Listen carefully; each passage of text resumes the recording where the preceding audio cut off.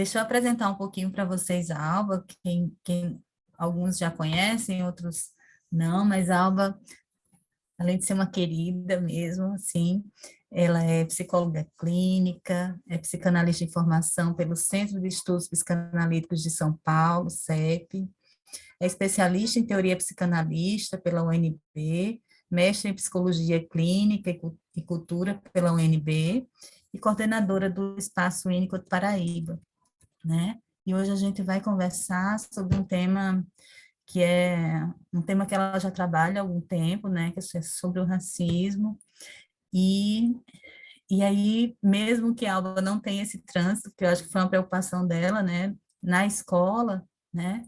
Mas a gente pode fazer pontes, assim, tem muitos professores aqui, né, o Paulo, Simonton, a própria Sheila trabalha com escola, né, Sheila? Então, acho que a gente vai ter uma boa discussão para pensar mesmo como é que as crianças, né, são acolhidas ou não acolhidas e quais as repercussões disso no psiquismo, né? Eu acho que a Elba vai trazer um material bom para a gente conversar, é sempre uma conversa, os nossos encontros aqui, então a Alba vai trazer alguma coisa e a gente vai conversando.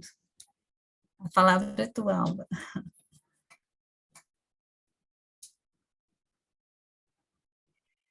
Obrigada, Andréia.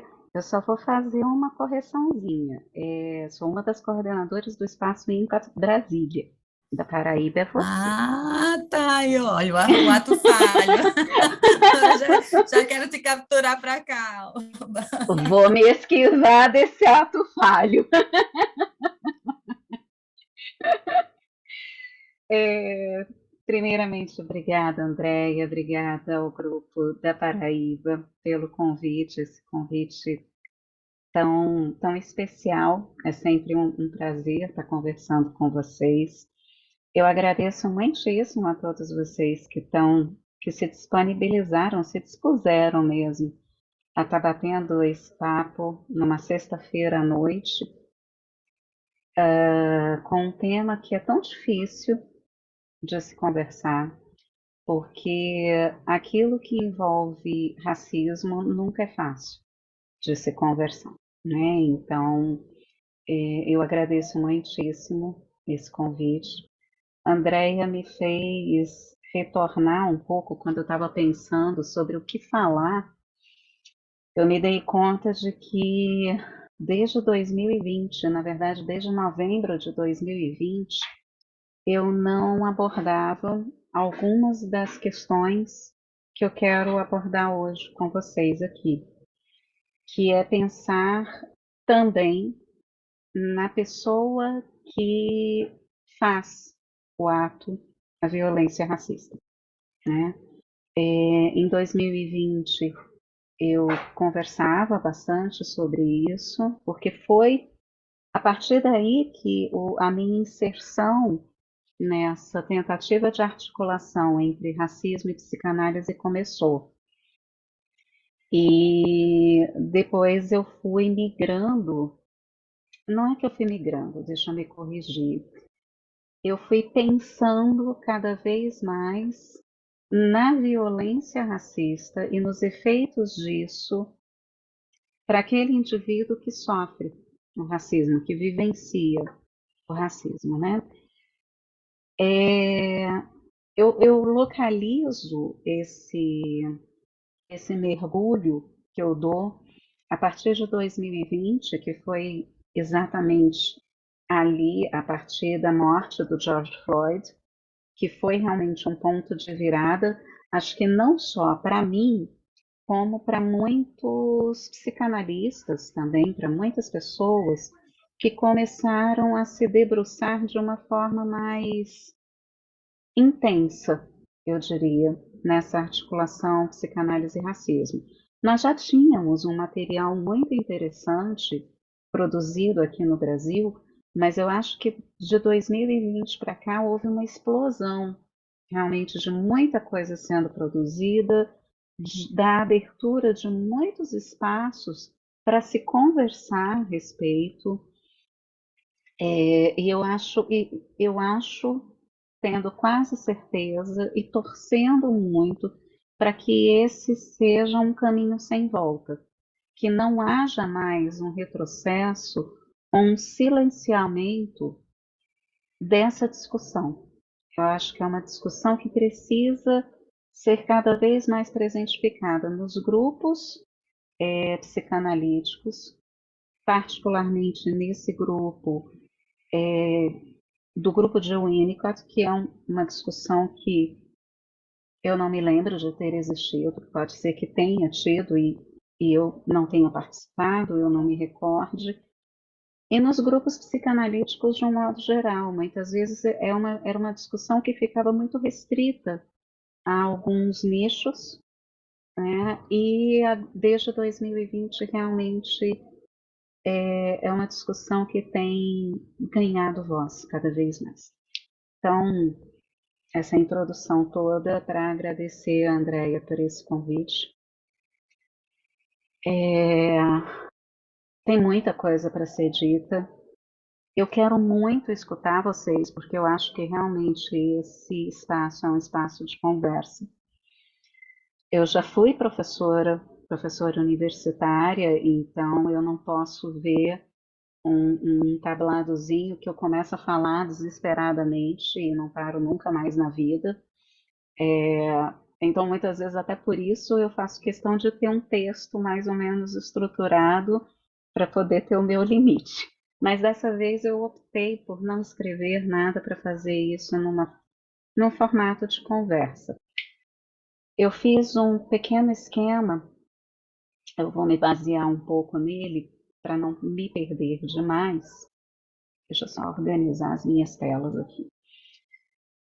Para a gente poder conversar, eu vou tentar falar por no máximo meia hora. Eu não sei se eu vou dar conta de cumprir isso, mas eu vou tentar falar por no máximo meia hora, colocar algumas ideias e, a partir disso, abrir para a gente conversar, porque eu acho que na conversa a gente pode produzir melhor e pensar melhor, né? Para começo de conversa, essa é uma coisa que sempre atravessa em todos os grupos aonde eu estou presente, seja como alguém, seja como falante, seja como ouvinte, sempre se apresenta a questão do quem é negro no Brasil, né? Quem é negro? Como vocês se apresentam? Eu não vou pedir para a gente abrir os microfones e as câmeras para a gente poder verbalizar isso, mas eu gostaria de lançar esse desafio para vocês. Como vocês, cada um de vocês, se identificam racialmente? Eu acho que esse é um exercício bastante importante que nós precisamos fazer, sempre. Como é que nós nos identificamos racialmente? E pensar quem é negro no Brasil. Porque isso é uma coisa muito delicada, muito sutil e muito incômoda, inclusive. Nós estamos há alguns meses passando pelo novo recenseamento do IBGE, e uma das perguntas que é feita é como nós nos identificamos racialmente. E essa discussão, ela sempre vem à tona com maior ou menor passionalidade, mas ela sempre vem. Por que isso? O Brasil é um país mestiço, fato. 56% da população brasileira, segundo o último recenseamento, 56% da população brasileira é uma população negra. O que isso significa? Quem é a população negra? A população negra é a população não branca.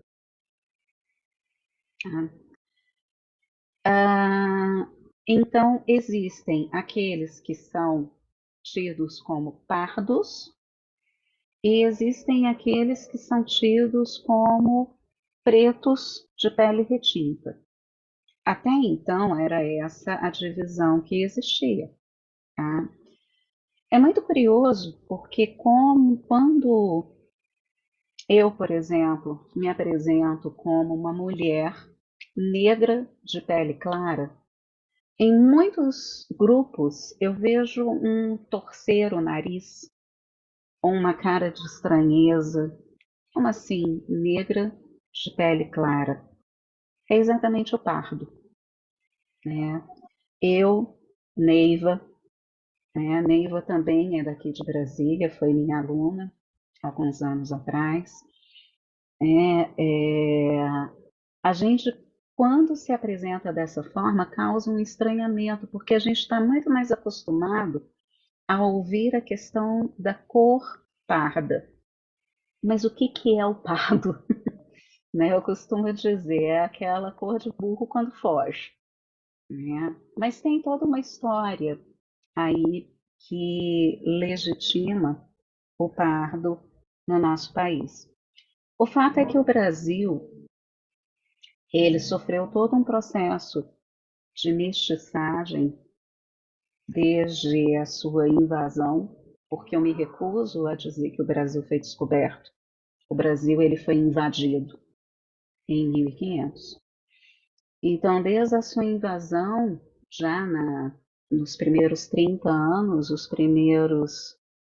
a primeira leva de pessoas sequestradas, desumanizadas e escravizadas veio parar aqui, vindas ou diretamente da África ou a partir de Portugal. E quando o país começou a ser habitado por portugueses, por europeus, portugueses, holandeses, enfim, começou a haver uma mestiçagem, né? A mistura das raças. Isso teve todo um processo e toda uma consequência que eu não vou entrar nesse mérito aqui, mas ao final a coisa chegou a tal ponto que ao final do século XIX, com a assinatura da Lei Áurea, essa pseudo abolição da escravatura, havia uma expectativa de um branqueamento da população. A ideia que se tinha no final do século XIX, começo do século XX, é que o Brasil fosse sendo embranquecido até chegar no ponto em que seria um país fenotipicamente branco, ainda que genotipicamente misto.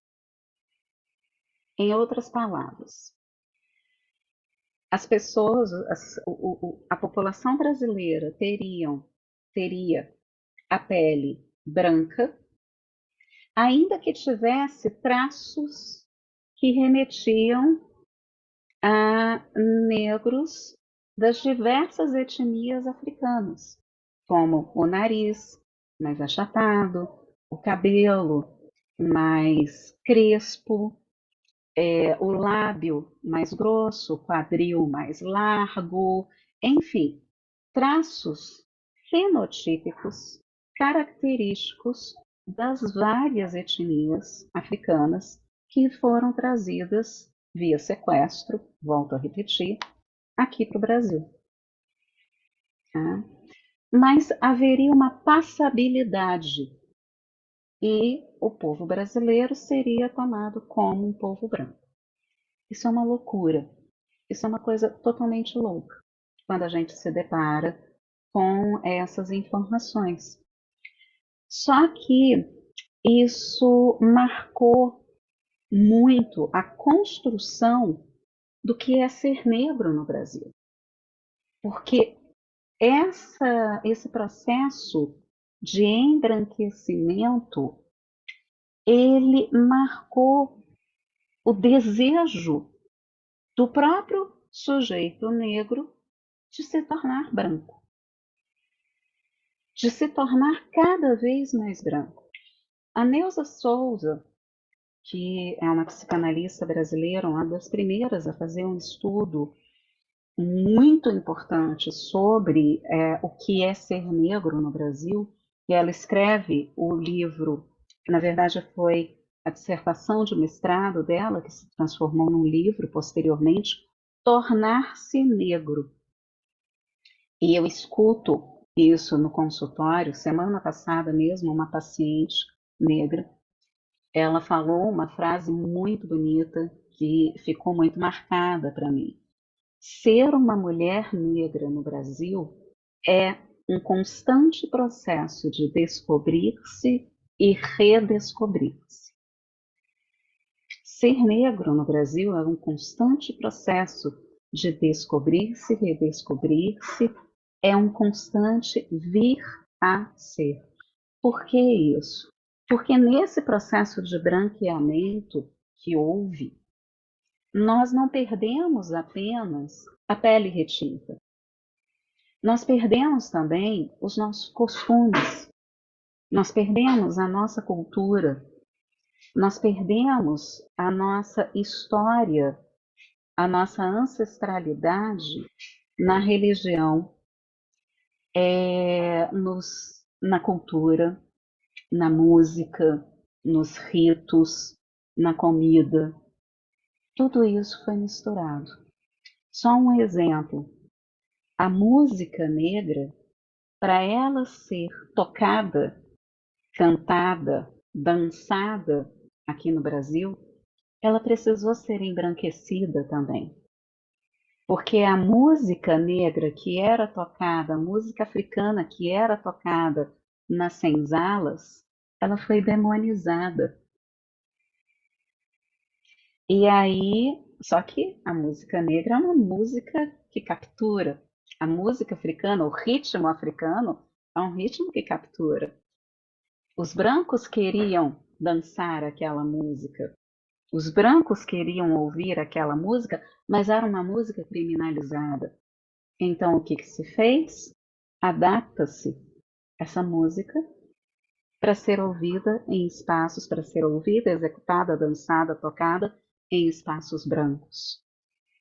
O mesmo se faz com as tradições religiosas. O sincretismo religioso que acaba acontecendo para que os ritos, toda uma tradição religiosa possa ter a sua continuidade aqui. Então vejam, não é só a nossa pele que foi branqueada, a nossa história foi branqueada. Nós perdemos muito da nossa história, da nossa ancestralidade, dos nossos ritos. E isso nos atravessa transgeracionalmente, né? Porque hoje, 2023, nós ainda nos pegamos, muitas vezes questionando qual é a nossa história. O que nos faz negros? Quem eu sou na minha história? É muito difícil para uma criança, para um adolescente, para um adulto, pensar que a sua história é uma história demonizada. É uma história tão ruim que ela precisou ser apagada.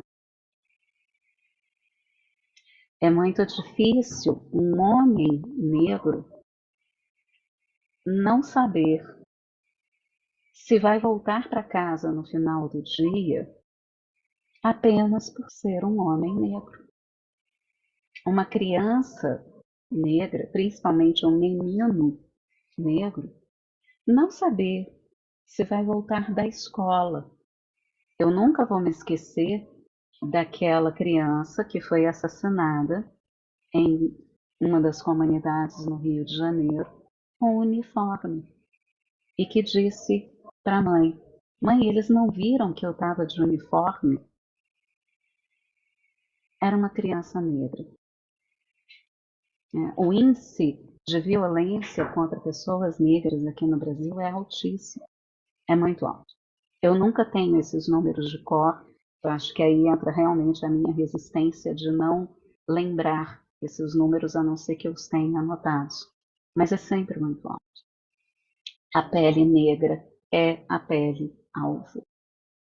Então, com esses dados históricos atuais, com esses atravessamentos, a gente consegue pensar o que é ser negro no Brasil.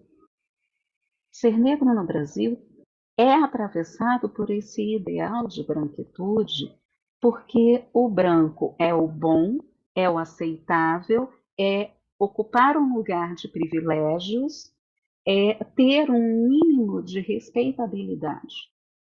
O ser negro é ser alvo, é estar sempre com um alvo pregado nas costas.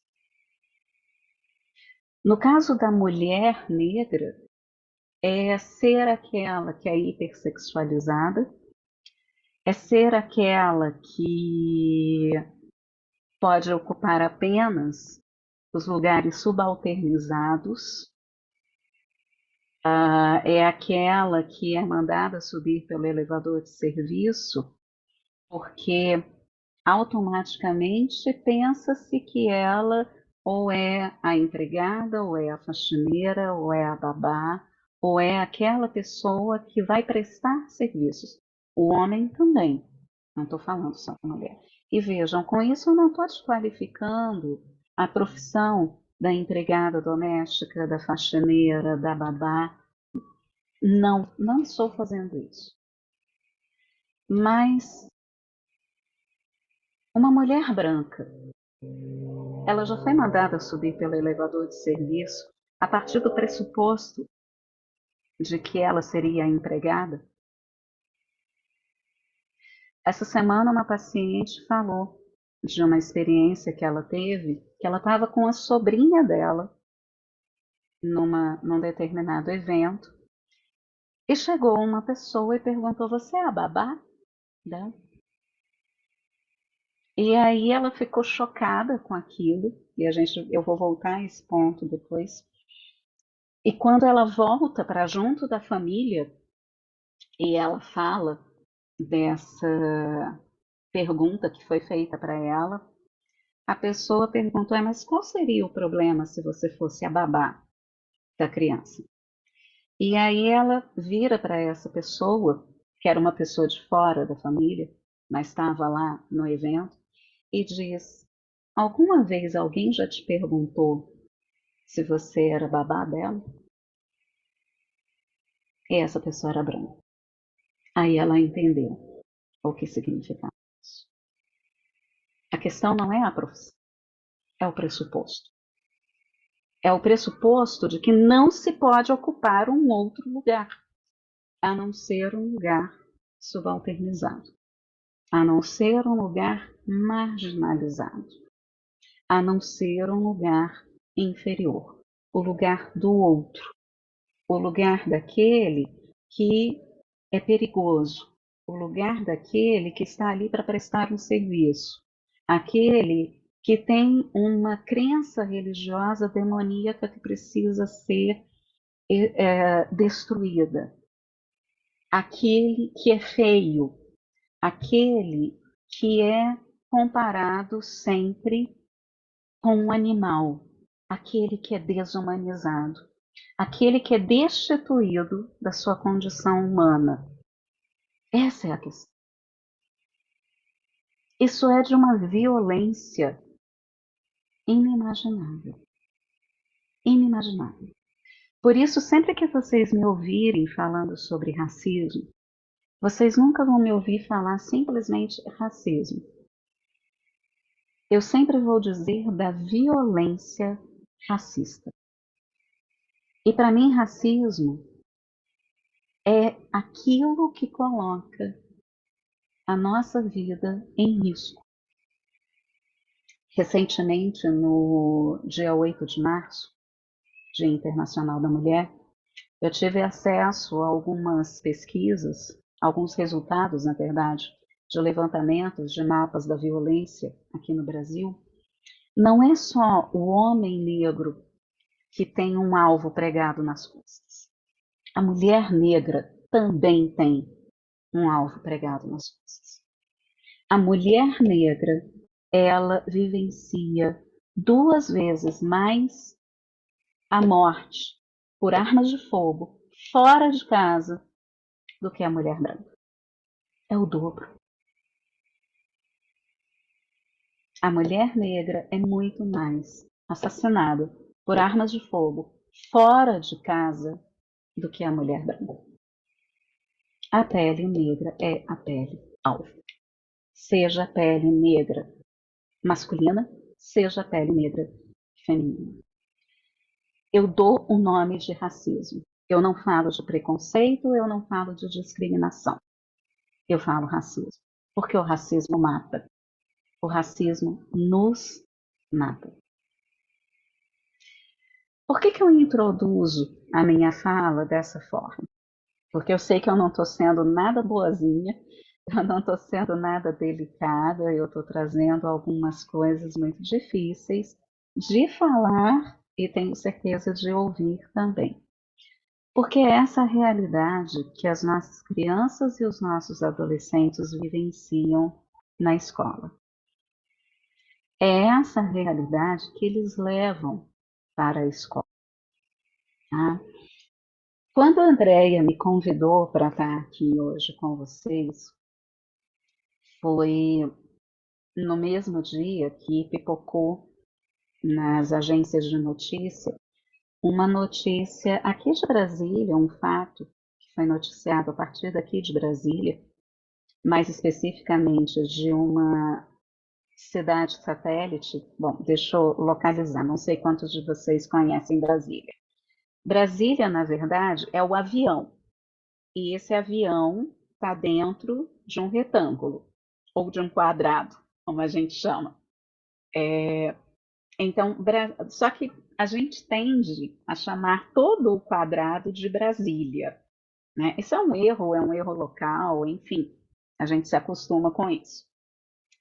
Só que ao redor desse avião, a gente tem várias cidades que foram chamadas em algum momento de cidades satélites. Elas gravitam em torno do plano piloto ou de Brasília propriamente dito. E é esse conjunto do plano piloto ou Brasília propriamente dito, mais as cidades satélites que constituem o Distrito Federal. Ceilândia é uma dessas cidades satélites. E até um levantamento de alguns anos atrás, eu não sei se isso ainda se sustenta, era a cidade satélite com maior número de pessoas negras em Brasília, tá? Aqui no Distrito Federal. E essa notícia pipoca a partir de Ceilândia, uma escola, os alunos de uma determinada turma do terceiro ano do ensino médio gravaram um presente que um aluno.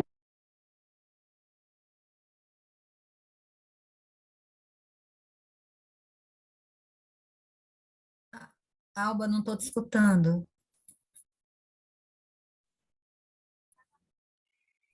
Me escuta agora?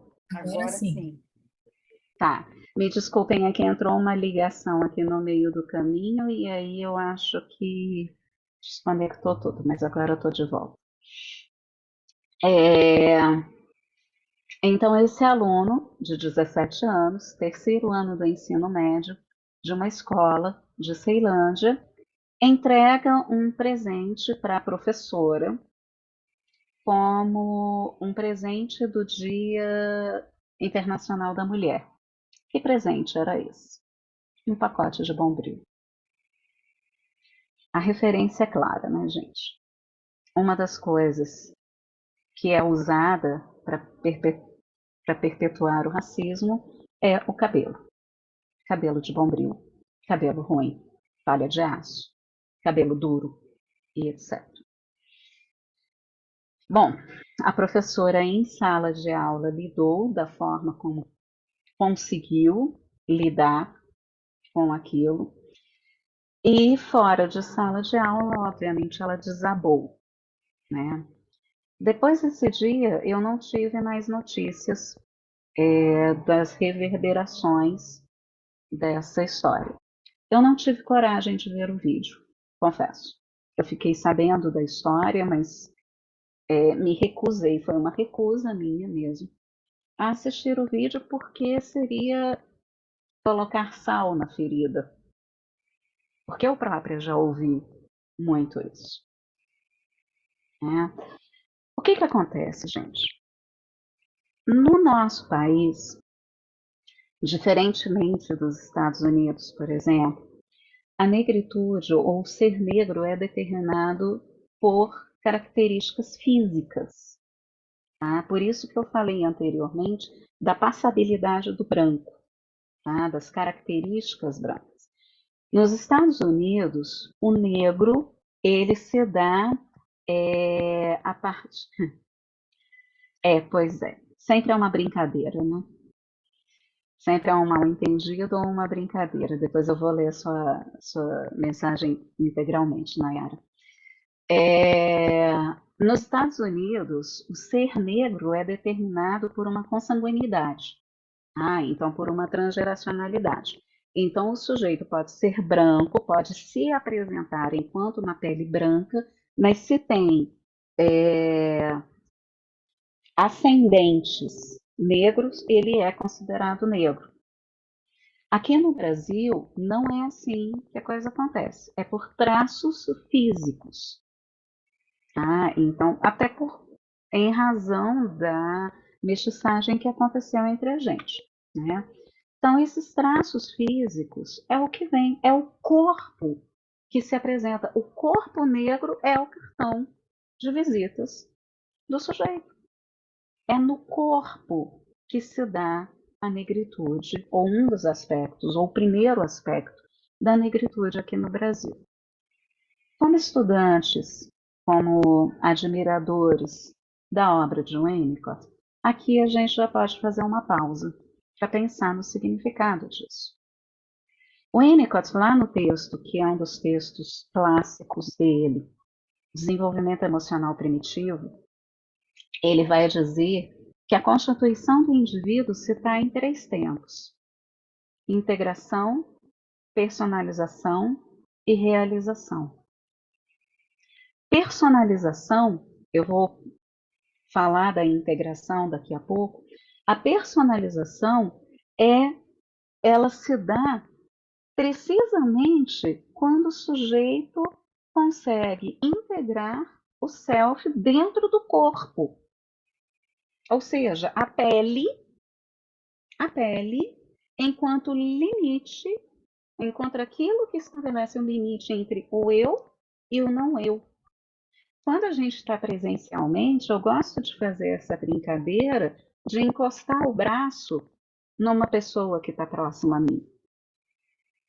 Ou aqui, acabei de fazer isso, né? Eu encostei o braço, eu estou no escritório, eu tenho uma escrivaninha aqui, eu encostei o braço na escrivaninha, eu consigo perceber, sem olhar, que eu encostei na escrivaninha, porque eu consigo determinar o que sou eu, aonde eu começo, aonde eu termino, e aonde começa a escrivaninha.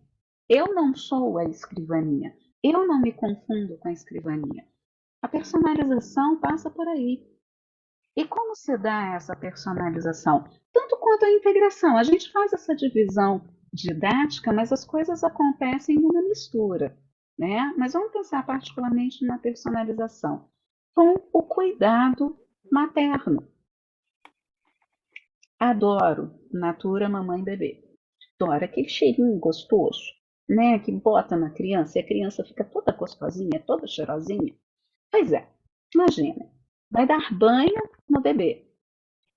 Vamos passar o shampoo no cabelinho, vamos passar o sabonete no rostinho, vamos limpar o bracinho, a mãozinha, o pezinho, a barriguinha. A mãe, e aí eu vou simplificar a vida, né, e dizer que a mãe vai ajudar a criança nesse processo de personalização. Dessa possibilidade do sujeito ter um corpo, habitar aquele corpo, se reconhecer naquele corpo. Lembra que eu falei do ideal branco? Do ideal de eu branco? Isso passa pelo corpo. Tomara que o cabelo dela seja um cabelo liso. O que a gente pode fazer para fazer esse cabelo ficar liso desde o começo? E aí, o que as mães fazem? Puxa o cabelo, não vou puxar muito não, porque a pessoa conseguiu tacar a testa na quina. 5 minutos antes de entrar aqui, provavelmente já tem um galo nascendo aqui, né? Porque eu sou dessas. Então, puxa o cabelo da menina, puxa tanto que a pessoa parece, a criança parece que fez um botox, né? Meses, 1 ano, 2 anos, a criaturinha parece que tem botox. Esticou tudo. Gente, os casos de alopécia infantil em meninas negras é cada vez maior. Por quê? Essa puxação de cabelo, entope de creme, puxa o cabelo, que é um ideal branco. Vamos ver se o cabelo alisa dessa forma, né? É a não aceitação daquele cabelo como ele é. Aquele cabelo tem defeito. Ela nasceu com o cabelo errado. Se é menino, o problema é menor um pouquinho, deixa o cabelo raspado desde sempre. Mas se é menina, temos um problema. E aí a gente vê meninas de 4, 5, 6 anos indo para o salão, sendo submetidas a processos químicos de alisamento para terem o cabelo liso. Coloca pregador de roupa no nariz para ver se afina o nariz. Isso pode parecer absurdo, mas eu já vi muito isso. Fecha o nariz assim para ver se ele fica fino.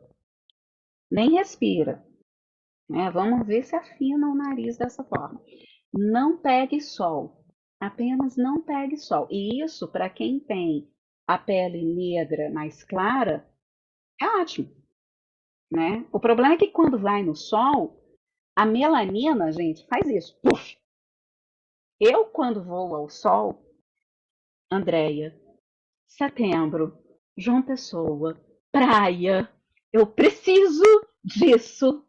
No primeiro dia que eu estiver na praia, eu vou usar protetor solar 50 e estarei absolutamente preta, retinta à noite. Porque não adianta. A melanina faz isso com a gente. Eu sou casada com um homem branco. Ele precisa passar protetor solar 50, ficar debaixo da tenda, da sombrinha, com blusa até aqui, porque se ele pega sol, ele fica vermelho.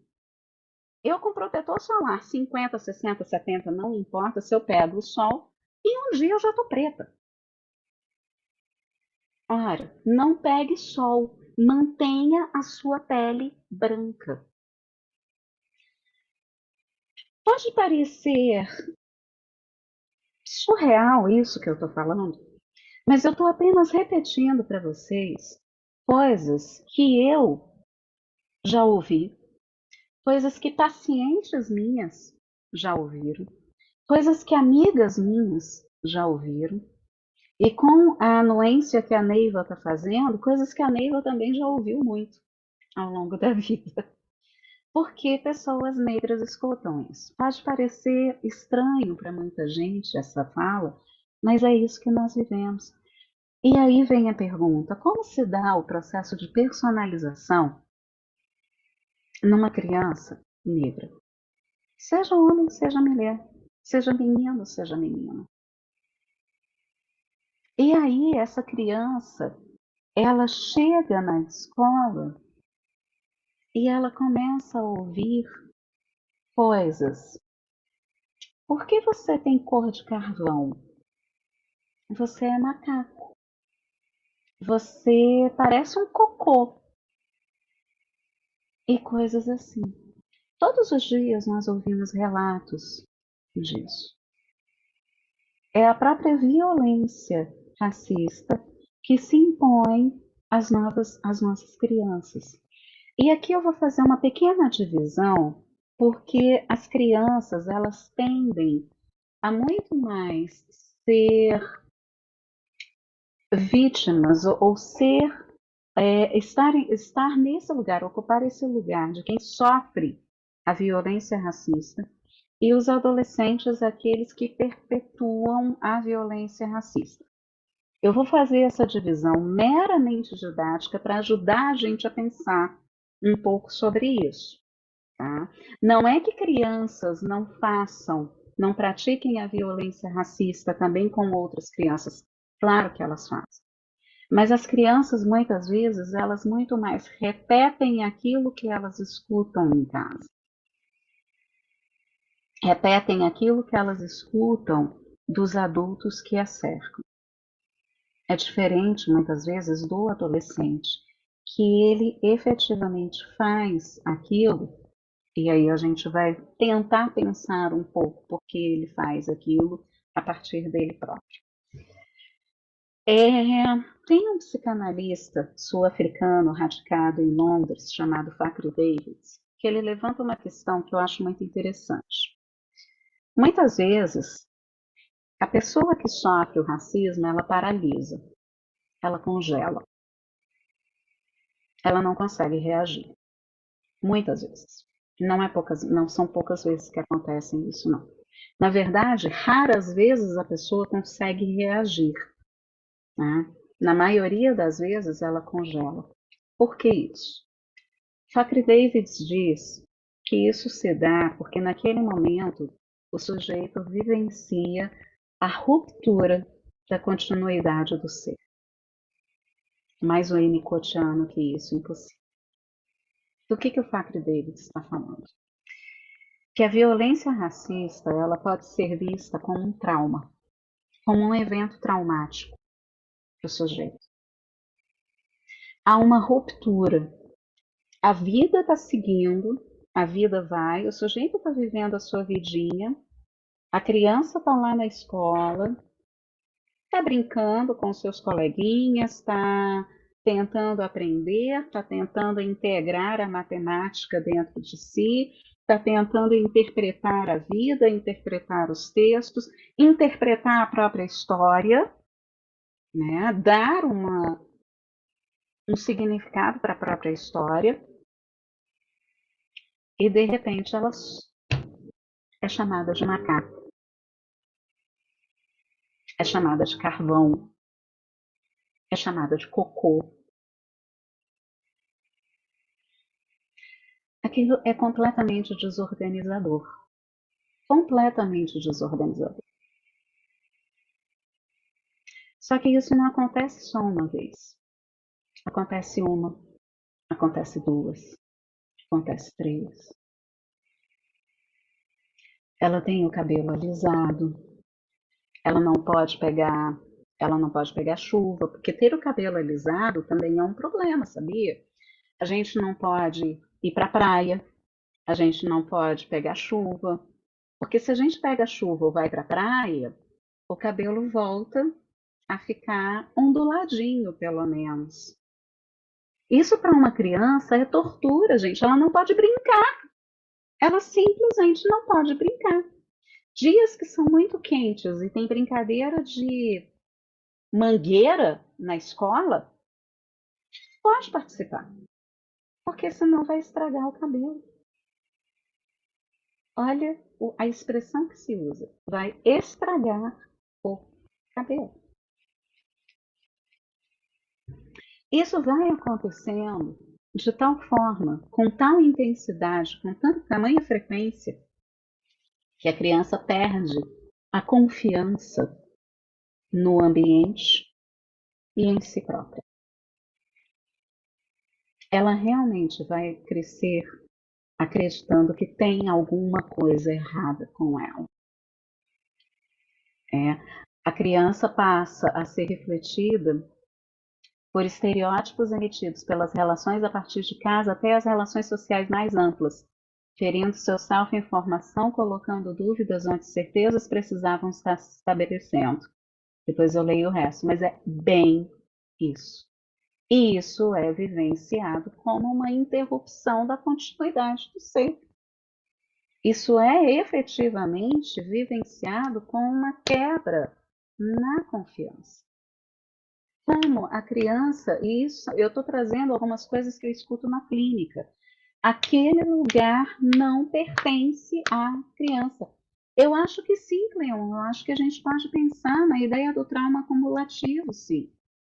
Eu acho que aqui o Massoud Khan entra bem, porque não é apenas algo que acontece aqui e ali. A gente não está falando daquela falha ambiental que permite que a criança crie. Na verdade, tolhe. É algo tão contínuo que tolhe toda a possibilidade criativa da criança. Eu estava escutando um colega de São Paulo, o Amiel Natan, falando hoje dos índices de suicídio que acontece entre adolescentes negros. É um índice gigantesco. É muito maior. Acontecem mais mortes por suicídios de adolescentes negros do que de adolescentes não negros. Isso é uma coisa muito séria. Isso é algo que a gente tem que pensar com muito cuidado. Né?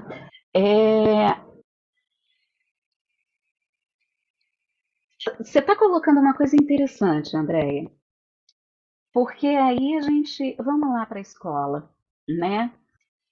A criança vira, bom, eu vou pegar o que a É só uma Nayara brincadeira. colocou antes. Nayara, É deixa eu só ir uma atrás. brincadeira. Olha que coisa. É, Chega para fazer uma denúncia. Não, é só. depois saiu foi só uma brincadeirinha. A Nayara colocou que a história daqui de Brasília, da Ceilândia, né? Saiu uma notícia do aluno se defendendo e dizendo que não foi racismo. Foi só uma brincadeira para ilustrar que lugar de mulher é na cozinha. Bom, a emenda ficou pior do que o soneto, né? Começa por aí. Mas isso é uma coisa que se repete e muitas vezes. Ah, não, foi só uma brincadeira. Nós não conseguimos, eu não sei se isso tem alguma modificação, acredito que não, por conta desse período de home office, da pandemia, enfim, mas até 2020 não havia nenhum processo penal, nenhum processo jurídico, não sou da área do direito, então não sei se é penal ou civil, mas nenhum processo ganho por injúria racial ou racismo no trabalho. Todas as sentenças elas eram, no final, ditas assim: vai ser uma brincadeira. A criança que busca a professora, a diretora, ou seja lá quem for, o diretor, o professor, tia, fulano me chamou de cocô. Ah, ele está só brincando, você entendeu mal. O próprio desmentido. E é bem aquela lógica do Ferenczi. Né? O Ferenczi traz o modelo do abuso sexual, mas de fato a gente pensa isso a partir do racismo e calha certinho. Porque a gente começa, quando eu digo a gente, eu me percebo sempre fazendo isso, porque eu já Porque como vivenciei isso violência, também. Alba, como violência desculpa, como violência, se a gente pensar, né, uma violência sexual, é uma violência o racismo, como tu estava trazendo desde o início, né, assim.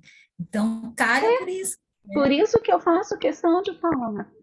Isso, é por isso que eu faço questão de falar, é uma violência, é um evento traumático, e não é um evento traumático, como o Cleon muito bem lembrou, são eventos cumulativos que acontecem todos os dias, o tempo todo. Basta a gente colocar o pé para fora de casa, tá?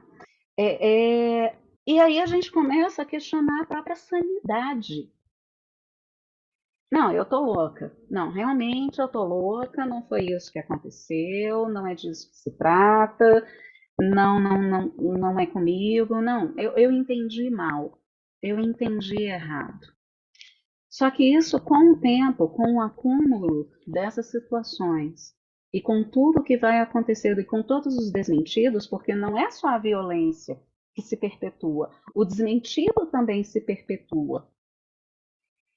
Isso vai minando a autoestima do sujeito, vai minando a capacidade criativa do sujeito. E o sujeito vai se assujeitando à sociedade, àquilo que esperam, até mesmo aquele lugar que esperam que ele, né? Eu estou falando que eu não Alba, posso não ter um texto, porque aí eu empolgo. Diga, quem me chamou? é Silvânia. Oi, Alba.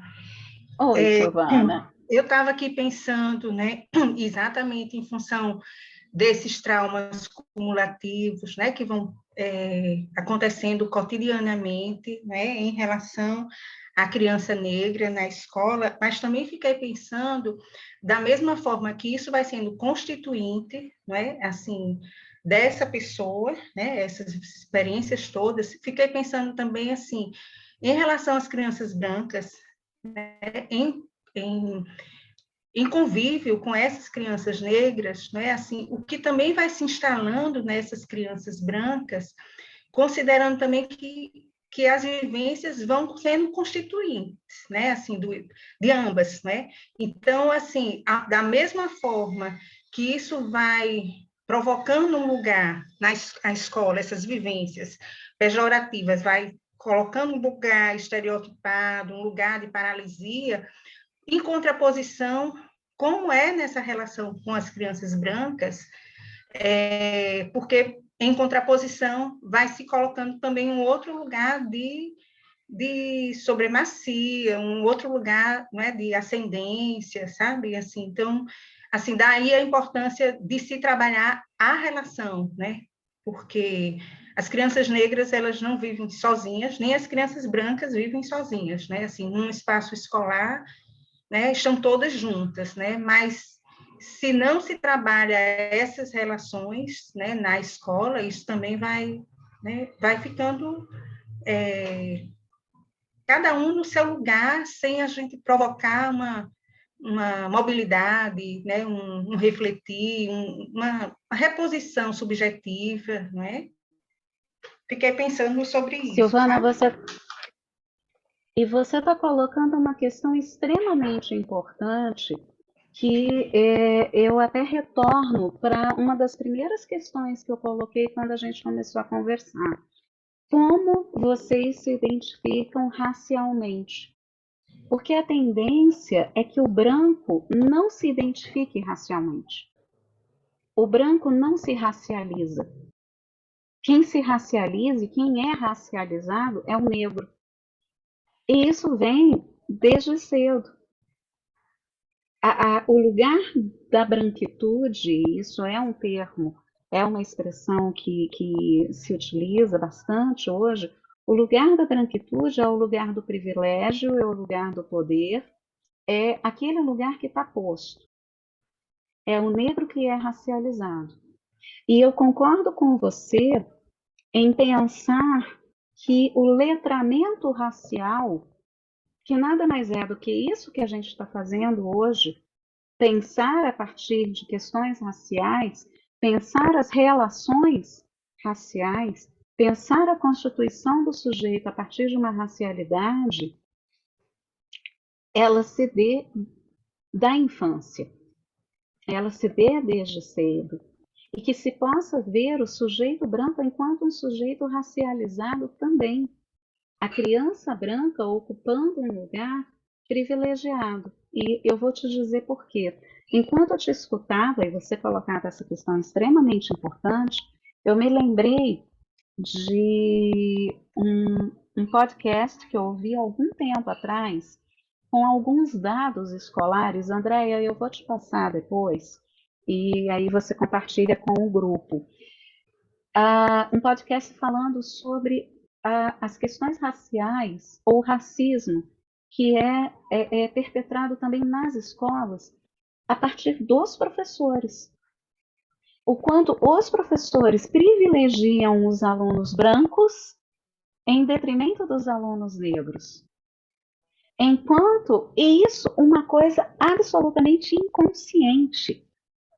Os alunos negros, eles são aqueles que são de saída postos como aquelas crianças que têm mais dificuldade, que são mais danadas, que são mais impossíveis, que são burras, que vão repetir, que vão reprovar, que vão.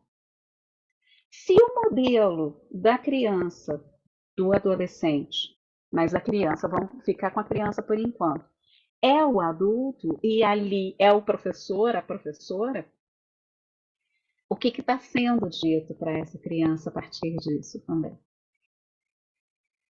Desse racismo que também é perpetrado pelos próprios professores. Afinal de contas, se tem uma coisa, uma estrutura, um atravessamento psíquico aí no racismo, é uma estrutura que Melanie Klein vai definir como esquizoparanoide. É a estrutura esquizo que está aí na base do racismo. Do que eu estou falando? O outro é que carrega tudo aquilo de ruim que existe. E o negro é o outro. Se a gente vai olhar para a história, o negro é o outro. O branco está dado. O outro é o negro. Então, aquilo que eu falei com relação às questões religiosas, por exemplo, quando se fala de perseguição religiosa aqui no Brasil, a gente fala de perseguição a religiões de matriz africana.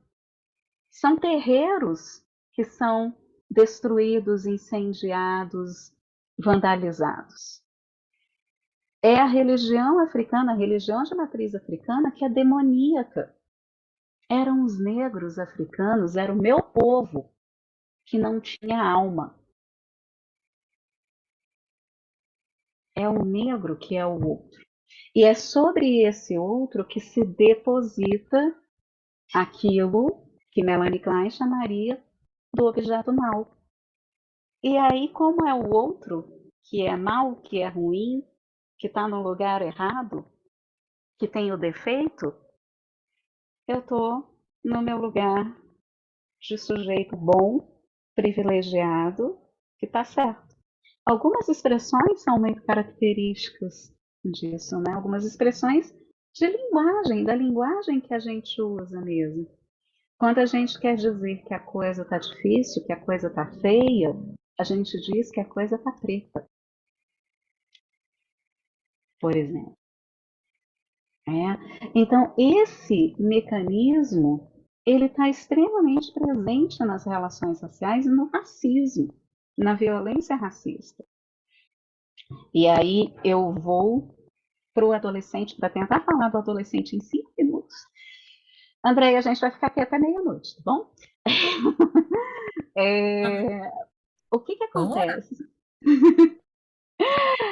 O adolescente, ele atualiza aquilo que ele vivenciou na infância. Inclusive, essas questões das ansiedades ditas paranoides. A gente está falando de corpo, a gente falou de corpo, desse corpo que não é aceito, esse corpo que é defeituoso, de mecanismos psíquicos que independem da questão racial, porque elas estão presentes em todos nós. Todos nós já passamos pela posição esquizoparanoide, todos nós temos defesas esquizoparanoides em ação em maior ou menor grau, fato, né?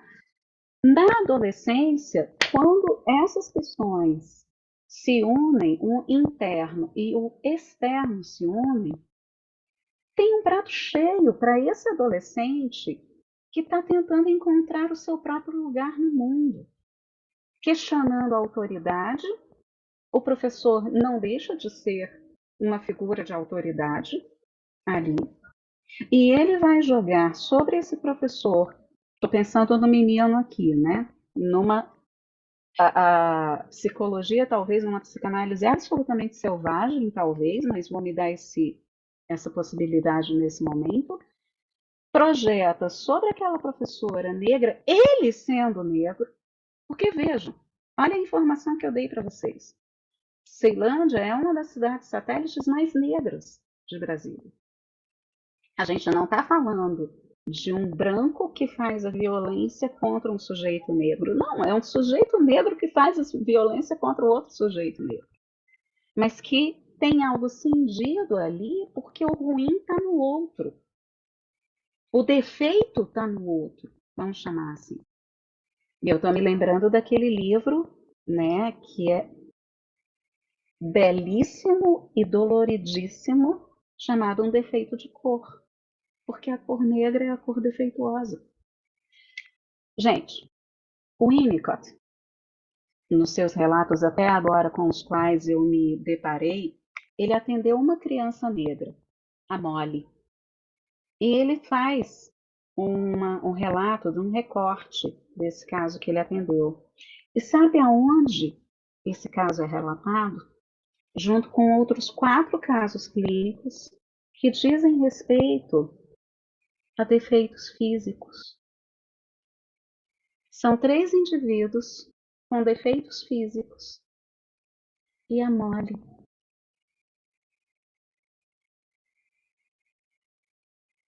O Winnicott coloca a Molly com uma questão da pele negra.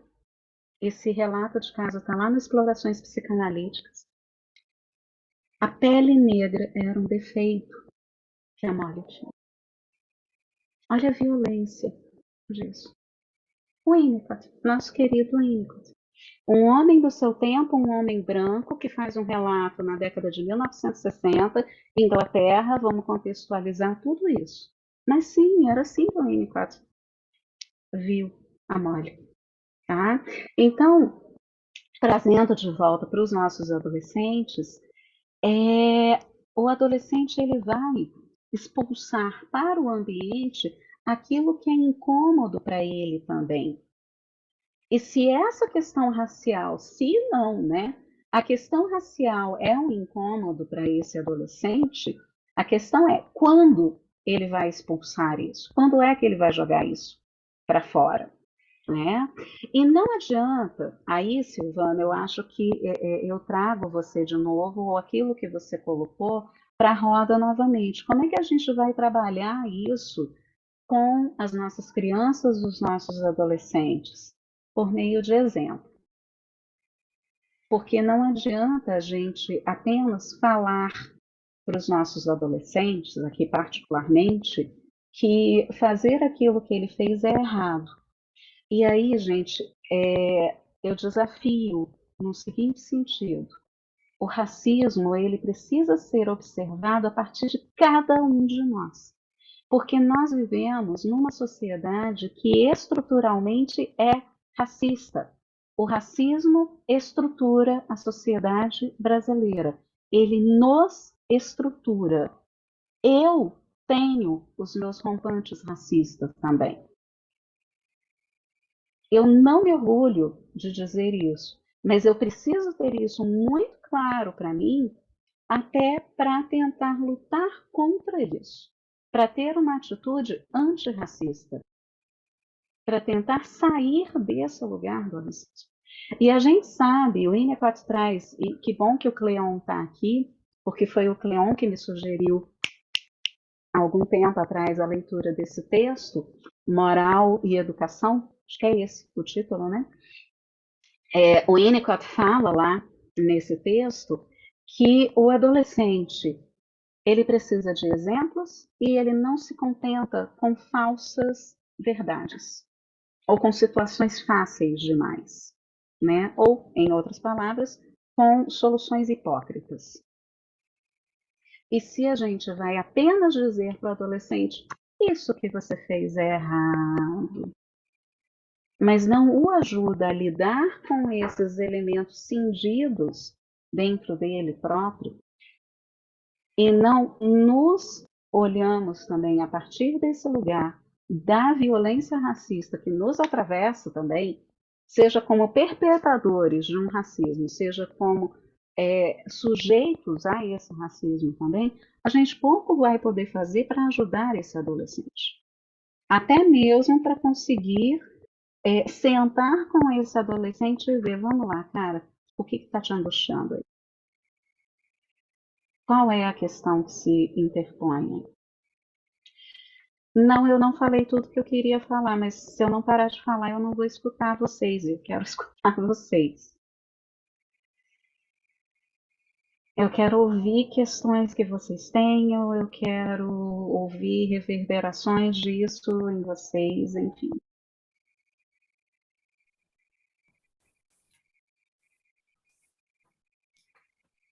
Mas eu estava pensando justamente nisso, tu estava falando e eu estava... Gosto de escrever, depois eu organizo um pouquinho o pensamento. Mas eu acho que é isso, né? Assim, se a gente não reconhece na gente, a gente não consegue fazer chegar no outro essa verdade que só vai tocá-lo se for nossa também, né? Então, como é importante, às vezes, a gente fala assim, trabalhar as relações, não é trabalhar as relações, é estar nas relações, é se implicar com aquilo, né? Porque o adolescente, como tu diz, ele não aceita hipocrisia, né? Se for um discurso não vivido, ele percebe. E aí, quando tu estava falando, quando é que isso que está dentro dele vai sair? É só uma questão de tempo, e com que violência isso vai sair também? Talvez seja a mesma violência com que foi introjetado nele, né? Todas essas coisas que foi fazendo parte do self dele, que ele precisa desesperadamente expurgar, né? Para sobreviver, para ter direito a alguma existência, né? Às vezes é a única esperança, né? Esses gestos de violência, às vezes é isso, né? Eu preciso viver, né? Eu preciso existir, né? Desesperadamente. E aí, né, Andréia, você me faz pensar que a gente precisa olhar esse adolescente pensando o que faz parte do que o Maurício Nobel chamou da síndrome normal da adolescência, né, pensando nesse oposicionismo do adolescente, nesse enfrentamento à autoridade do adolescente, nessa luta para se tornar um adulto, essa dependência, todos esses aspectos do adolescente, e também aquilo que extrapola o que seria essa normalidade. Ou seja, olhar também quais foram as deprivações que aquele sujeito passou. Porque muitas vezes o sujeito negro, o adolescente negro, ele passou por deprivações imensas. Imensas. Não que o sujeito branco, o adolescente branco, não tenha passado. Passa. A questão não é essa. Né? Mas quais foram as deprivações quando a gente vê que a coisa está extrapolando, que a coisa está além daquilo do que seria uma normalidade adolescente, eu vou chamar dessa forma, isso nos convoca a pensar o que está acontecendo individualmente com aquele sujeito. Né? Acho que o Paulo, né?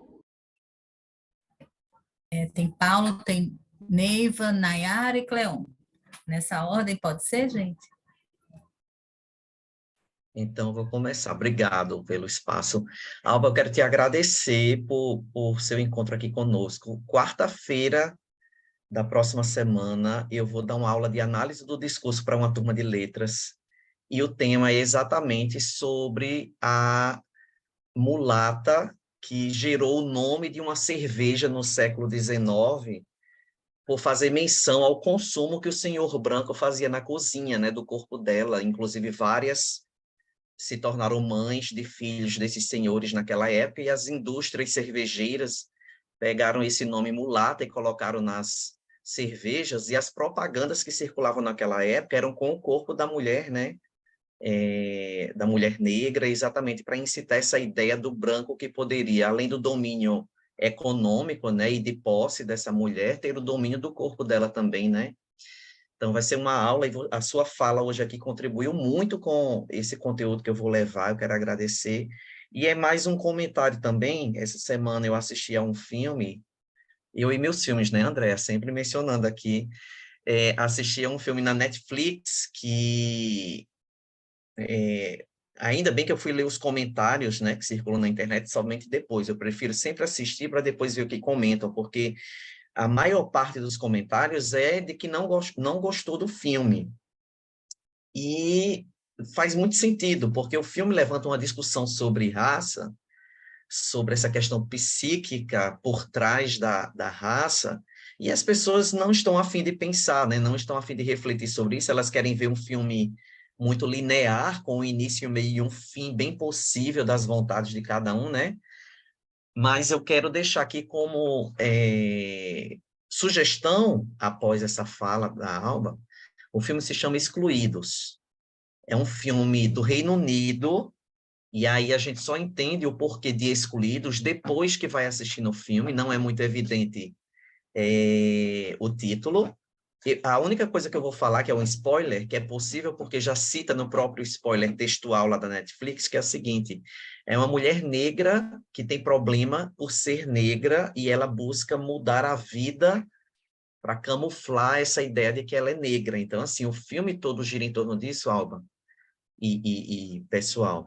E vai envolver questões de família, vai envolver questões de infância, e vai envolver questões de adolescência também, e vai envolver as consequências futuras dessa criança e desse adolescente, quando envolve essa questão de maternagem e também dessa questão de raça. Então, assim, as pessoas criticam o filme na internet, eu entendi que é porque não entenderam essa mensagem, né? Então, fica aqui, porque a Alba falou sobre esse caso da Ceilândia, né, em que o problema dos negros com os próprios negros, né, com essas afrontas, e me remeteu a esse filme, né, que é uma mulher negra que tem problema também com a questão da aceitação. Então, eu acho que vale claro, assistir por curtição, mas eu acho que daria um super encontro. Andréa, fica como sugestão para, de repente, a gente conversar sobre essa obra. Seria muito interessante. Então, fica aqui. Obrigado, Alba, e obrigado, Andréa, por trazer essa discussão no grupo. Depois a gente conversa mais sobre. Obrigada, Paulo. Nayara? Acho que agora é a Neiva Nayara, né? Depois Neiva. a Nayara. Então, gente, que forte, assim. Em primeiro lugar, assim, eu sou psicóloga, fui aluna da Alba, mas aqui eu me coloco enquanto aluna novamente, né? E enquanto pessoa, principalmente. E porque acho que a fala da paciente da Alba foi muito rica, assim, dela falar que ela está se descobrindo, né? Tá, enquanto mulher negra, né, o tempo todo. E muitas vezes, assim, eu me senti extremamente perdida, porque eu nunca tive referência de pessoas negras ao meu redor. E essa palavra não era usada. Tá aí, tudo bem. E quando eu sofria agressões racistas, eu só chorava. Tudo bem.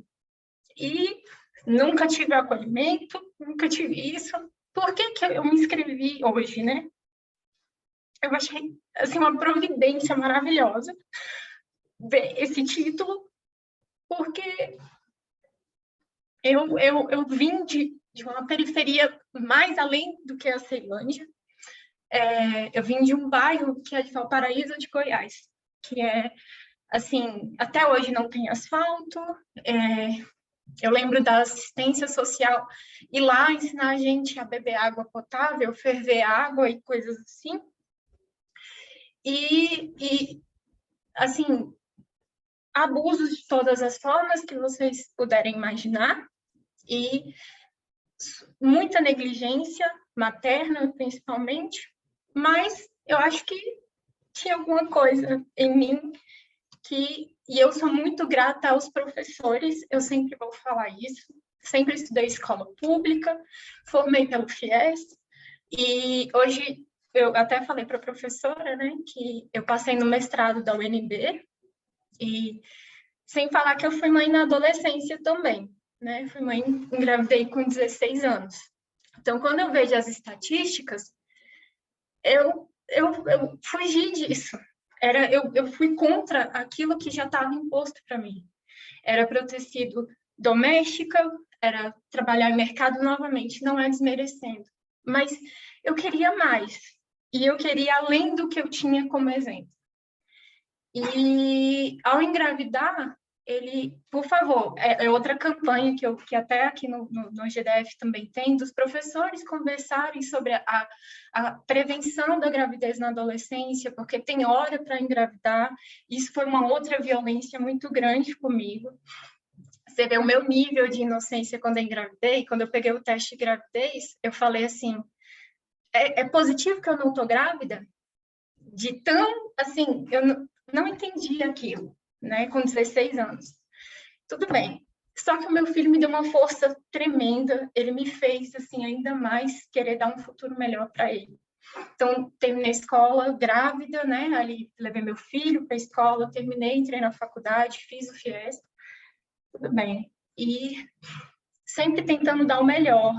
E aí, ele estuda em escola particular hoje, e até falei com a professora, assim, quando aconteceu, eu escrevi para ela no Instagram e apaguei. Porque eu falei, eu não quero invadir o espaço dela, não é o local. Quando eu vi a propaganda, né, ela postou, falando sobre o racismo na escola, eu falei, cara, é isso. O que aconteceu? Meu filho, ano passado, foi chamado de macaco, de manhã, assim. Chegou 7 horas da manhã, foi sentar na cadeira, a menina estava sentada ali e falou, o que você está querendo fazer aqui, seu macaco? Aí ele me contou, eu fui até a escola, conversei com o diretor, não é da nossa política. Eu fui falar com a mãe da menina, eu fui falar com o pai da menina, e assim, quase que eu fui acusada daquilo que está acontecendo pelo pai dela, sabe? Foi extremamente violento novamente. Tudo bem. Esse ano, outra pessoa, no dia 10 de março, perto desse caso da professora da escola, meu filho me falou, mãe, eu tenho uma coisa para te contar. E aí ele disse que há uma semana atrás, ele não tinha percebido, a ficha não tinha caído, a caneta de uma colega caiu no chão, ele foi pegar a caneta para entregar. Aí ela falou, obrigada, seu escravo preto. Aí eu falei, eu não vou conversar mais. Porque assim, aí o que escuta? Não, foi uma brincadeira. Eles brincam assim. Falei, olha, isso não é brincadeira. Aí depois, mas a minha família também é negra. Isso não faz parte da nossa fala. E o que me motivou foi, mãe, eu liguei para a polícia e eles me orientaram a ir na delegacia com a senhora. Eu quero fazer uma denúncia. Falei, então vamos. Fui até a escola, conversei com a escola e, de novo, eu falei assim, olha, o que mais me chateia é que é reincidência. Vocês poderiam ter evitado isso daqui. Mas essa aluna é nova, a gente não sabe. Não importa, a escola é um lugar também de aprendizado, não só depois que acontece. É sobre direitos LGBT, é sobre outras temáticas também que a gente não precisa esperar acontecer para vocês ensinarem. Cadê campanhas, cadê algo aqui na escola que não tem? E assim, aí eu inventei de conversar com o pai, que era advogado, para pedir orientação, que eu não sabia o que fazer. E aí, praticamente, eu fui esculachada. Ele quis dizer que eu estava indo pela pressão dos adolescentes, que eu fiz errado de ir na delegacia, que eu registrei um boletim de ocorrência. E aí falaram que era uma adolescente, que ia sujar a ficha do meu filho, ia sujar a ficha desse adolescente, e ele pensava no filho dele, que era branco, que numa brincadeira poderia falar assim, e acabar chegando em casa, ele falava o tempo todo isso, assim, nossa, eu fico pensando no meu filho chegar aqui com um boletim de ocorrência. Eu falei assim, você pensou no meu filho?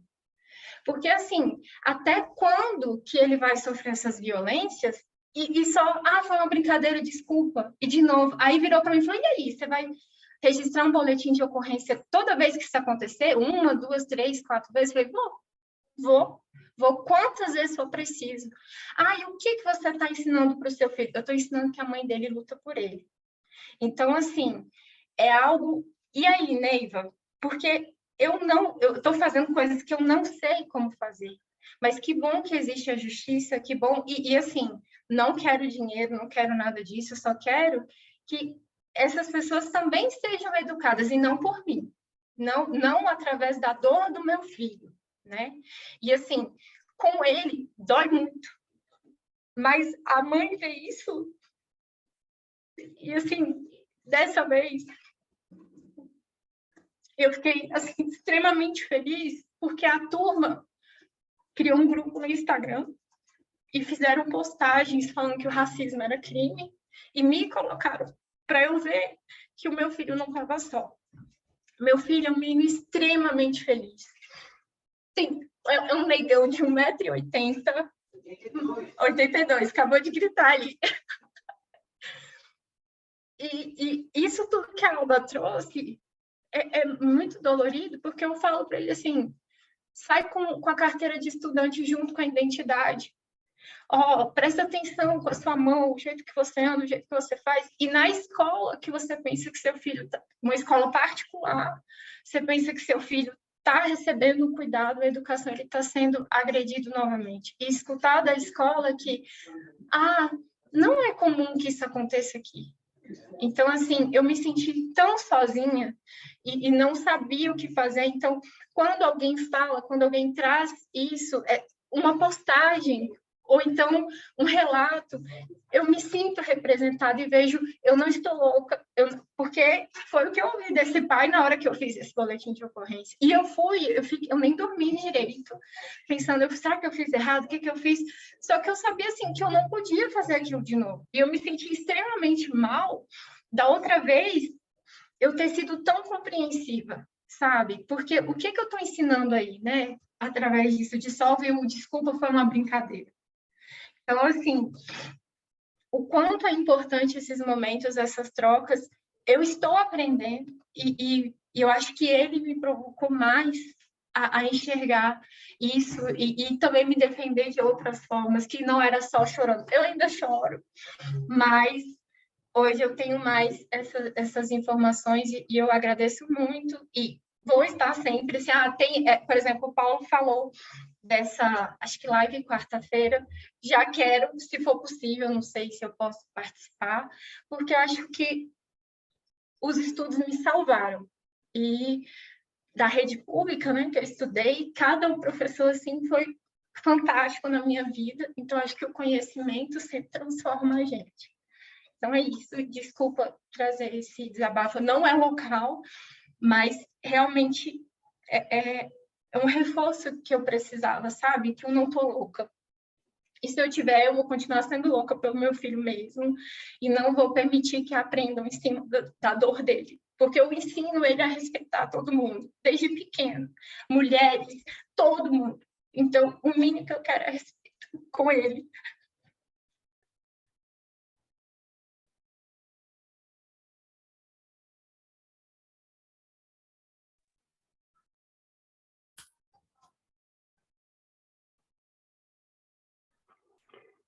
Bom, muitas coisas, né? Na verdade, eu queria fazer alguns comentários. Essa questão do racismo é algo bastante novo para mim, mas que eu tenho bastante interesse. Eu até compartilhei com a Alba outro dia que o meu sobrinho, ele tem se percebido enquanto um homem negro de pele clara, né? Então, acompanhar esse processo ali junto com ele também mexe um pouco assim comigo. Mas daí, quando a Alba estava falando sobre essa questão do racismo religioso, eu lembrei de uma outra situação que aconteceu aqui em Brasília, também numa cidade satélite, Sobradinho, que foi onde eu cresci, fui criada e tudo mais, inclusive na escola onde eu estudei. E é uma escola que agora é militarizada, quando eu estudava não era, e justamente é uma escola que fica muito perto da periferia, assim, a parte mais periférica da cidade, e tem muitos alunos negros, muitos alunos de baixa renda e tudo mais, é uma escola pública. E essa situação foi uma menina que foi com uma guia de ela é da Umbanda ou do Candomblé, não sei especificar agora, e ela foi com uma guia ali do santo, né, da casa para a escola, e a escola exigiu que ela tirasse ali, os diretores, os coordenadores, todos fizeram ali uma coisa para que ela retirasse essas guias. E aí o que me chamou a atenção, né, é justamente essa coisa do o que eu não entendo no outro, né, aquilo que é desconhecido para mim é aquilo que eu vou odiar, né? Foi o que esse pai de santo explicou, que essa guia que essa menina estava usando era o simbolismo de uma entidade, um orixá chamado Obatalá, que Obatalá para eles é como se fosse Jesus Cristo na crença cristã, assim, né? Então, ele não entendeu, assim, por que existia esse tipo de ódio, esse tipo de retaliação ali para uma coisa que só tem um simbolismo diferente do que a gente está acostumado ali, né? E, na verdade, o que me fez me inscrever para hoje foi justamente a fala de um paciente meu ontem. É um paciente que eu atendi ele um tempo na pandemia, depois ele parou e voltou agora. Ele era adolescente, agora ele é um jovem adulto. E ele disse a seguinte frase, assim, naqueles 5 minutos antes de terminar a sessão, que não dá para a gente fazer muita coisa, né? Então, ainda estou ouvindo, assim, ainda vou ouvir direito o que ele quer falar sobre isso. Mas ele disse, eu percebi agora na faculdade, agora nessa vida universitária, que eu sou um homem negro de pele branca, né? E eu não sei que tipo de consequência que isso tem na minha vida, mas eu achei que tinha tudo a ver, assim, com esse tema de hoje, né? De racismo na escola, racismo nesse ambiente de estudo e tudo mais. Então, foi muito bom ouvir, assim, principalmente as contribuições da Alba, né? Mas de todo mundo que falou aqui. E obrigada por esse espaço.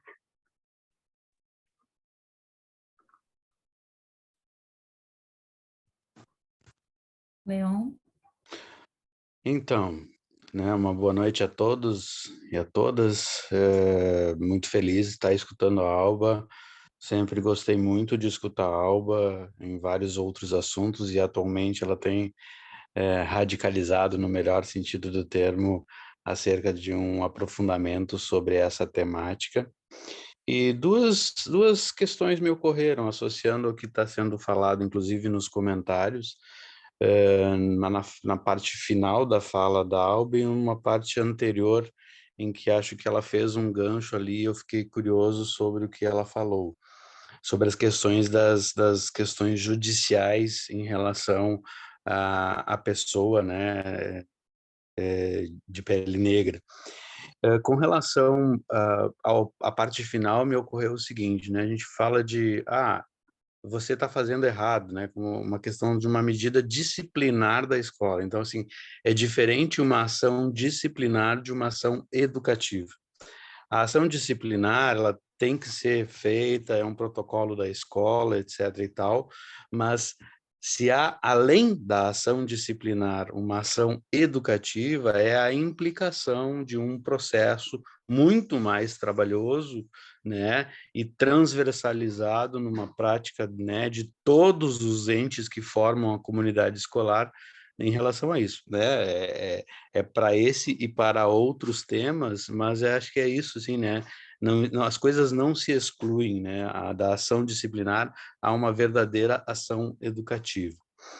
E a outra contribuição é só, esses tempos eu estava conversando com um aluno formando do curso de Direito, e ele me trouxe um dado, depois ele ficou de me dar a fonte, mas não me entregou até hoje, né? Mas em tempos de chat GPT, ele falou sobre uma inteligência artificial, né, que o judiciário norte-americano estava utilizando no sentido de alguns crimes mais recorrentes que já tem um banco de dados de inúmeras milhares de sentenças, digamos assim, então foi alimentado um banco de dados com relação a isso. E depois eles fizeram uma análise dessas sentenças, né, que estavam sendo dados pela inteligência artificial e depois um juiz, né, uma câmara de juízes, digamos assim, ia lá e analisava essa sentença e acatava ou não a sentença que a inteligência artificial né, em crimes, digamos assim, se é que dá para dizer, em crimes que tinham alguma gravidade um pouco menor em relação, né, não ser homicídio, em questão de mortes e tal. E o resultado, um dos apontamentos do resultado do estudo foi exatamente, né, que as sentenças eram de cunho racista, né? Então, que não daria para se seguir em relação à inteligência artificial, porque o cunho da sentença era, ou seja, a alimentação desse banco de dados era a evidência desse racismo estrutural, né, que várias vezes permeou a fala da Alba. Então era só isso e um prazer te ouvir, Alba, e estar aqui com vocês.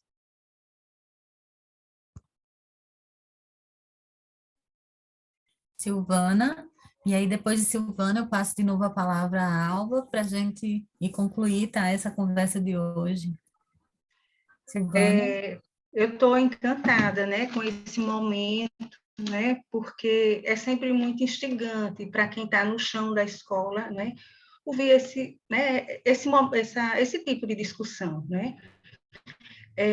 Eu trabalhei na época do doutorado com juventudes e sociabilidade, né, e a gente chegou a uma conclusão, né, a partir dos grupos focais, que na realidade, assim, apesar das escolas em algumas vezes serem pluralistas, né, mas ainda funciona muito em guetos, né, assim, então, e aí talvez esse seja o grande desafio da escola, né, a escola, assim, sendo convocada, né, a despeito de judicializações necessárias, mas a ser convocada a esse lugar formativo, né?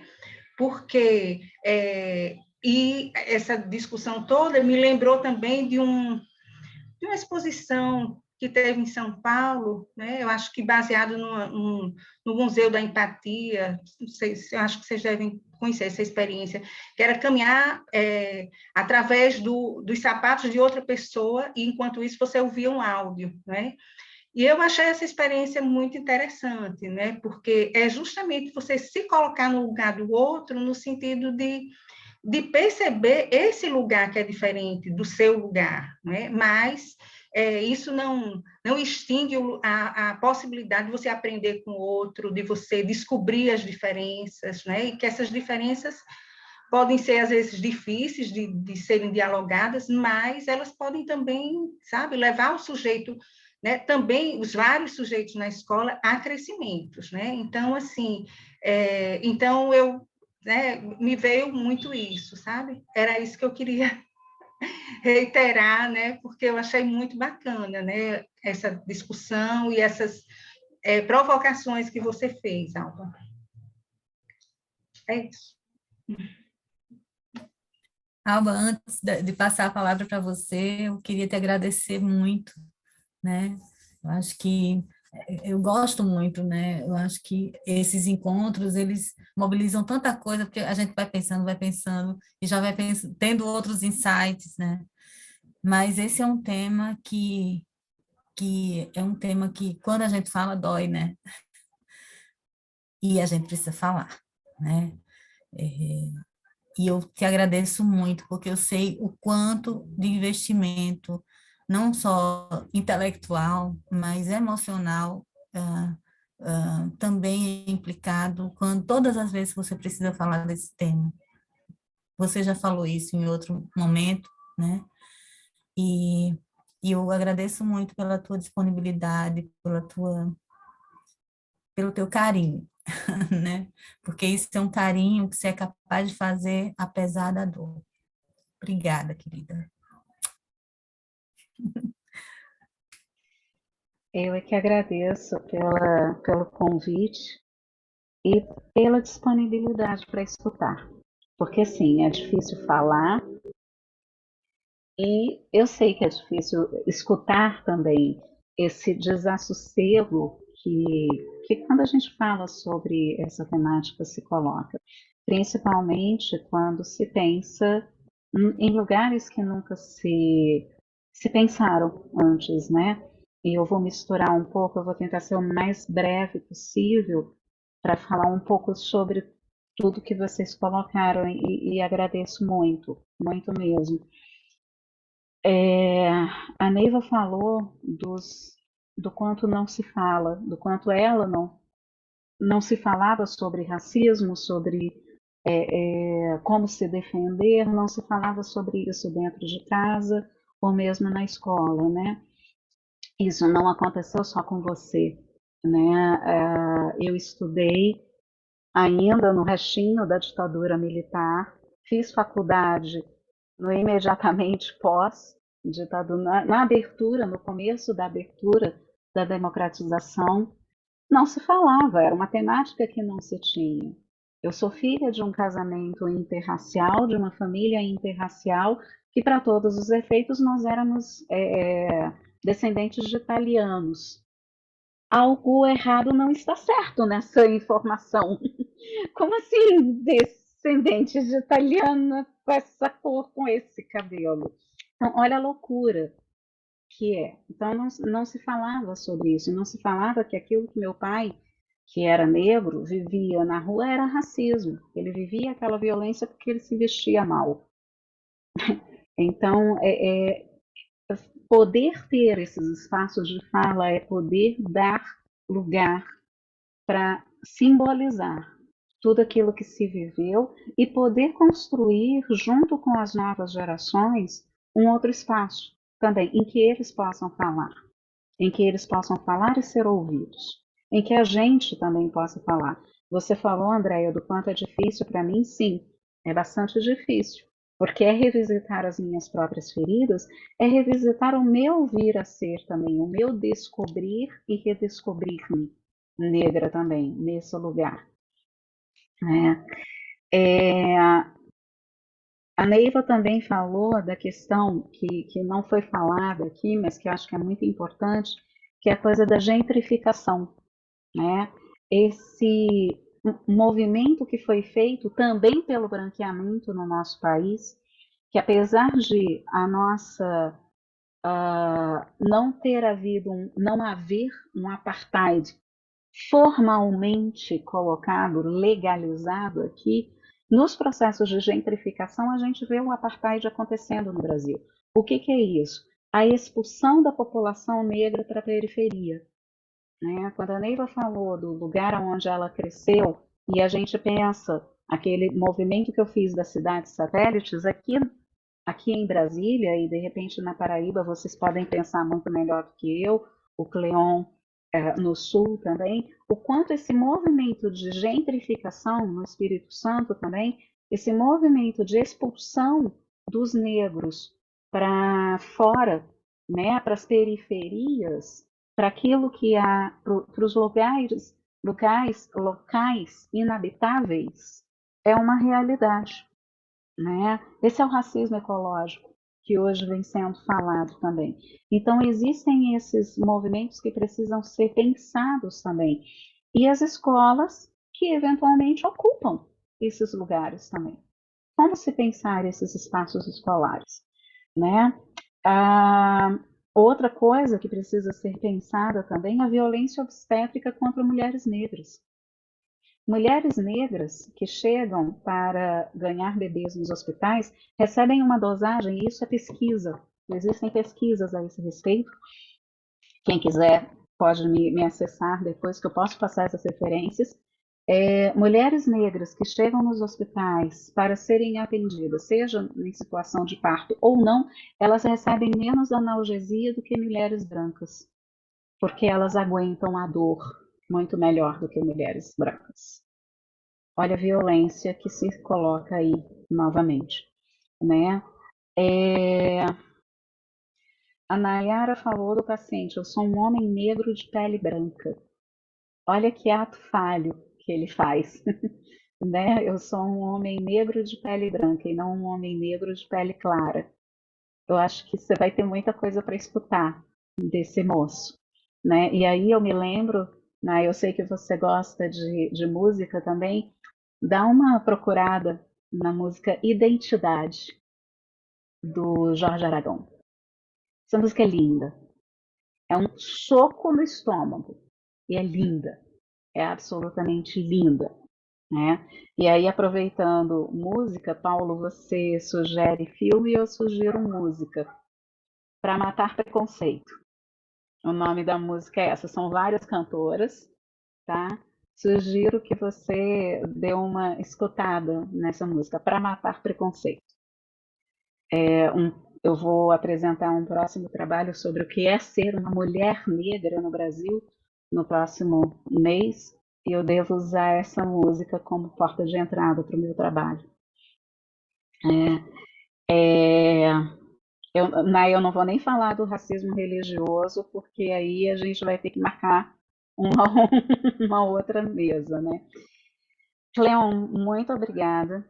E você tem toda a razão. Eu entrei de uma forma, mergulhei nessa temática, estou envolvida nela de uma forma muito radical, no sentido raiz mesmo disso, né? Você vem me acompanhando desde a primeira fala que eu tive sobre essa questão, e de lá para cá eu venho estudando cada vez mais, me apropriando dessa temática cada vez mais, enfim, e te agradeço muito pela escuta e pelas trocas.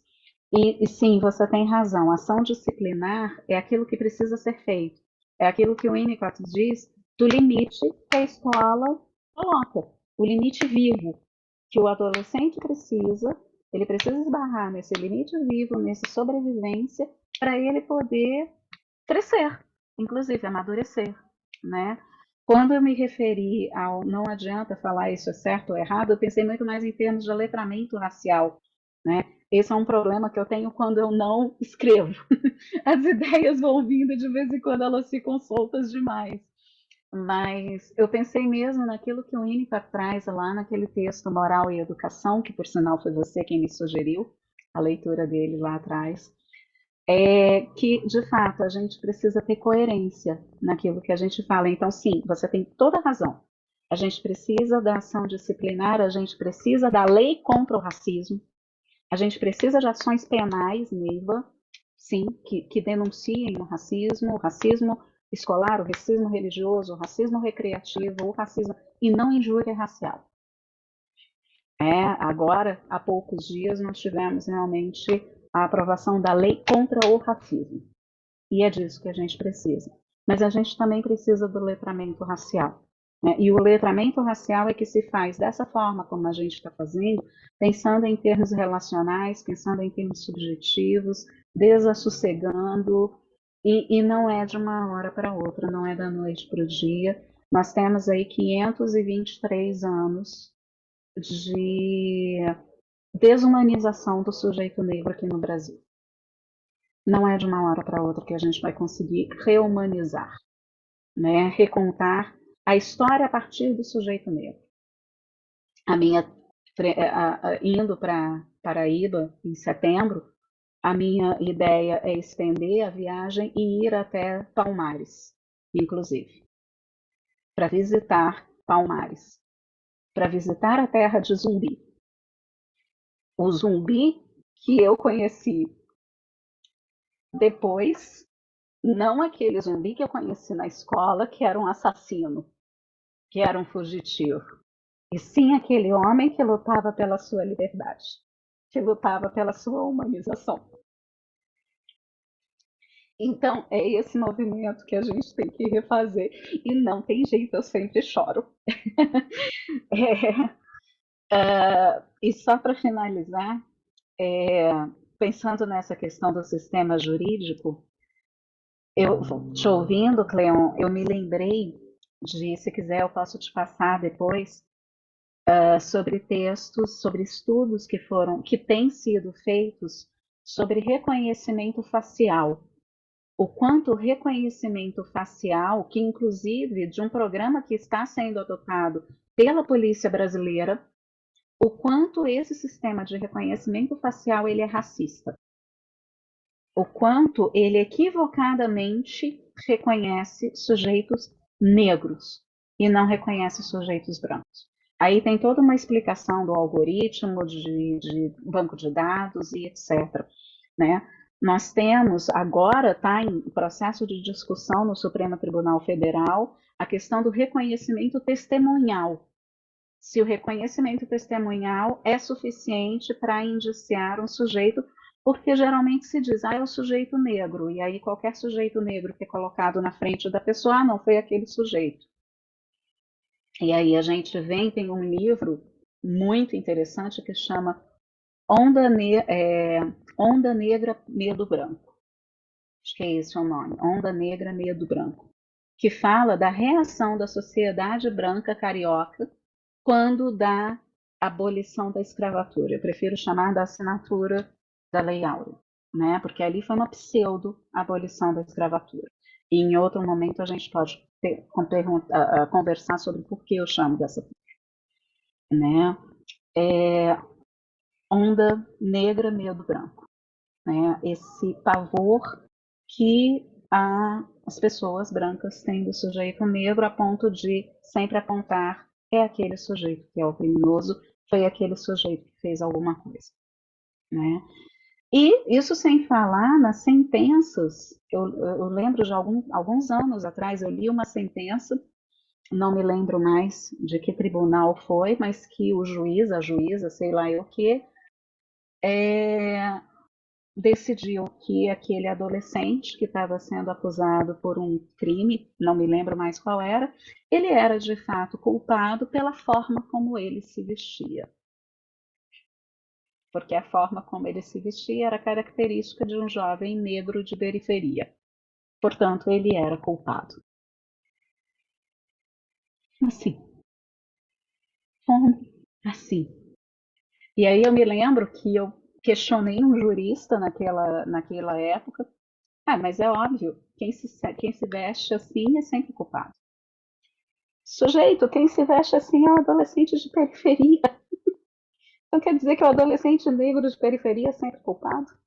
E ele não tinha parado para se dar conta desse fato. Então, sim, o nosso sistema, ele é absolutamente racista, né? Eu não tenho mais nada a dizer, só muito a agradecer. Desculpa ter passado tanto do tempo, desculpa tantas associações e ideias soltas. Eu prometo que em setembro eu levo alguma coisa mais costurada. Prometo. Obrigada mais uma vez, Alba. Eu queria fazer um convite aqui para a gente estar no próximo encontro, né, que vai ser dia 28 de abril. E quem vem conversar com a gente é Fernando Andrade. Fernando já é conhecido de alguns de vocês. Ele vem falar da violência à convivência, demandas contemporâneas de intervenções docentes, enfim, sobre agressividade, sobre as intervenções docentes possíveis na escola, né?